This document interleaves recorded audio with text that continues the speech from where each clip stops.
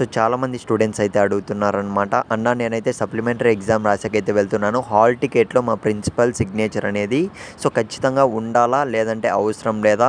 So ఒకవేళ డైరెక్ట్‌గా వెళ్ళినా గానీ ఏం కాదా? ఒక క్లారిటీ అయితే ఇవ్వండి అన్న అయితే అడుగుతున్నారు. సో గైస్ దీనికి సంబంధించి మీకు డౌట్ ఉంటే మాత్రం ఖచ్చితంగా వీడియో ఎండ్ వరకు చూసాకైతే ట్రై చేయండి.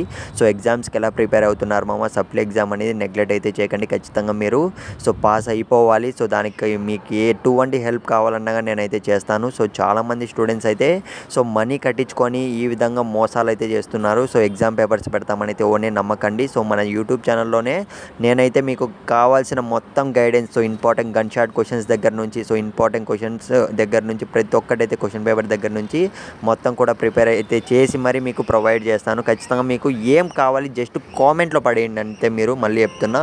సో ఇక మనం ఏమాత్రం ఆలస్యం చేయకుండా సో టాపిక్లోకి అయితే వెళ్ళిపోదాం. సో మీరైతే స్క్రీన్ మీద చూస్తున్నాం ఈ విధంగా అయితే అడిగారనమాట. హాల్ టికెట్లో ప్రిన్సిపల్ సైన్ అనేది సో ఖచ్చితంగా మ్యాండేటరీనా అని అయితే అడుగుతున్నారు. ఏం అవసరం లేదు ఫ్రెండ్స్. సో సప్లీ ఎగ్జామ్ రాసేకి వెళ్ళే ప్రతి ఒక్కరికి చెప్తున్నా.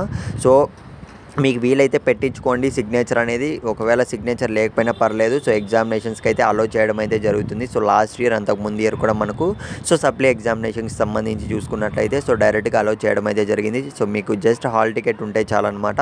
So all the best. ప్రతి ఒక్కరు ఎగ్జామ్స్ అనేటివి బాగా రాయండి. సో మళ్ళీ నెక్స్ట్ వీడియోలో అయితే కలుద్దాం. సో బాగా రాయాలని గుర్తుపెట్టుకోండి.